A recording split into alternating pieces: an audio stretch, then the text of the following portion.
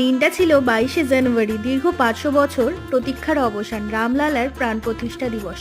আমি আর মা সকালে রেডি হয়ে চলে গিয়েছিলাম হনুমান মন্দিরে, যেটা কিনা মালদায় অবস্থিত।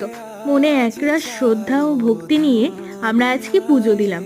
পুজো দেওয়ার পরে মন্দিরের তরফ থেকে প্রসাদ বিতরণ করা হচ্ছিল।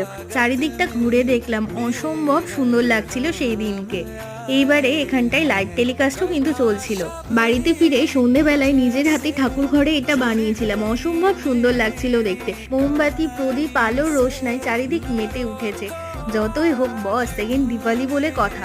তারপরে বাড়ির সামনেই একটা বড় মাঠে প্রায় 20,000 প্রদীপ জ্বালানো হয়েছিল এই দিনটাকে সেলিব্রেট করার জন্য। সবাই সেই দিনকে মেতে উঠেছিল। হিন্দু হয়ে জন্ম না হলে হয়তো এই মহেন্দ্রক্ষণ, এই শুভ দিনে সাক্ষী হতে পারতাম না। সবাই ভালো থাকবেন। জয় শ্রীরাম।